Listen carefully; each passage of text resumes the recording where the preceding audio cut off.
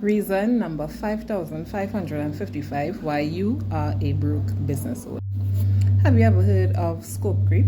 Okay, let me give you the definition of it, and I'm going to read it. Scope creep is the term used in project management to describe the uncontrolled or unauthorized continuous growth of a project's requirements, features, or work beyond the boundaries that were originally agreed upon in the project scope statement.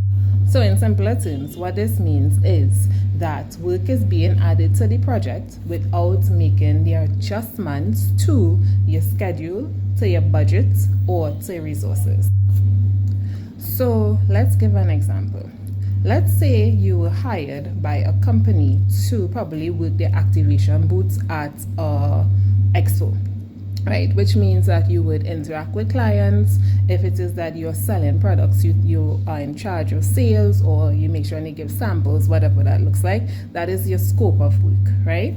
However, here comes the scope creep, where it is the ad that you are also in charge of doing social media content for them. Content creation. But I know you got hired to work the booth. How about where content creation comes? Guys, we have to be very careful when it is that we are taking business, whether or not we are a business owner or even somebody who's doing a job for a business, right? Business owners, you also have to be very careful when it is that you're hiring persons, that you make sure that your scope of work is clear, right? And that they know what the outcome or what the duties are.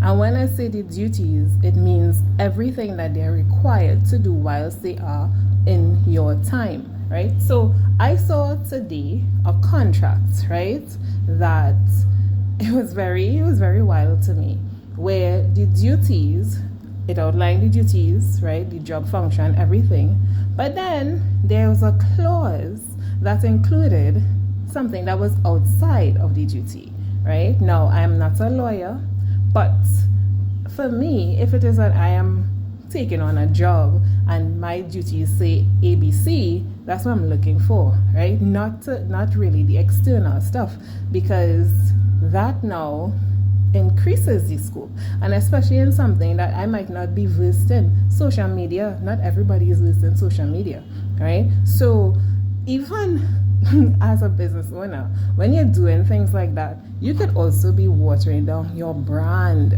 right? Because you don't know who is coming to take content for you. Could this person hold a camera properly, right? Worse yet, take content for you on the day.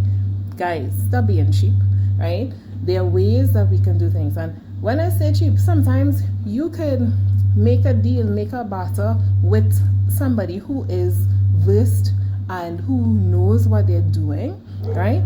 And let them come and do the content for you, right? And I just talking about content creation, right? There are so many other things that sometimes we try to get the best from one person, whereas that's not even that person's strong point, or they may not even know how to do it, right?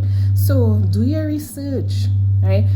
And especially when it is that you have multiple duties, you need to also pay people for the duties and functions that they are doing, right? So if it is that you hire someone to do social media, that's their job. If you hire your decorator and you hire somebody to come and help you do decor, that's what you hire them to do, not other things, right? So be very careful when it is that you are actually giving people work to do, and then especially when it is compensation time comes around and you don't compensate them fairly either.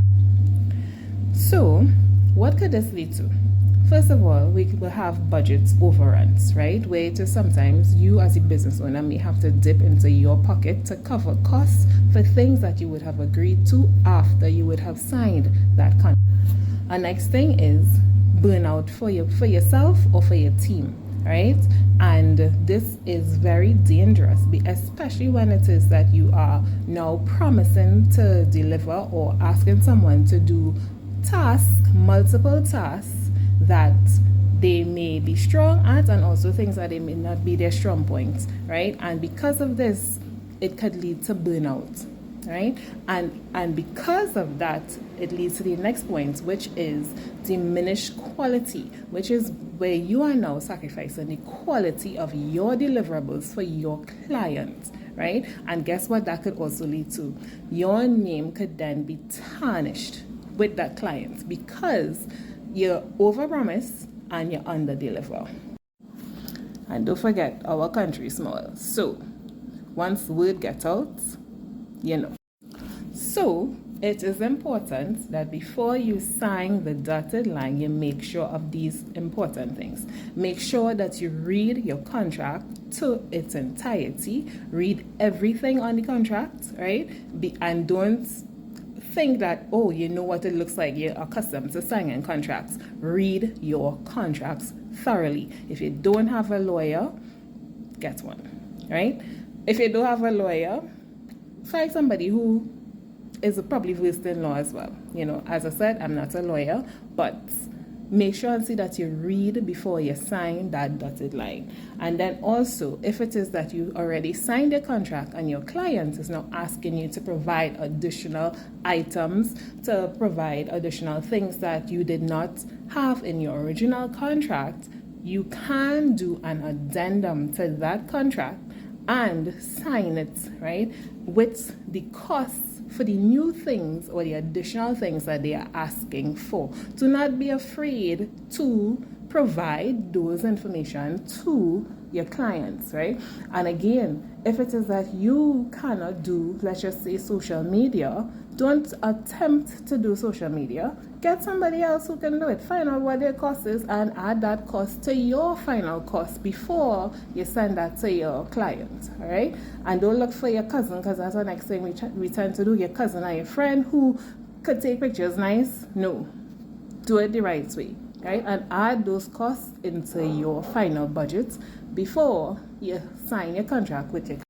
Anyways, that is my 2 cents, and I'm glad to just share that information with you today and come back for some more. We will see what's the next reason why it is that you're in reach where you need to reach. Right? But anyways, 2026 is around the corner. I am also doing a 3-month vision setting or vision alignment course. I do it one-on-one or group with a group. You could bring your business besties or your friends, and let's plan the first 3 months, 90 days of 2026 together. Get clarity on your goals and get focused on what you want to do and where you want to go, and not for the entire year, just for the first 90 days. All right, so if you're interested, send me a DM and let's chat. Bye.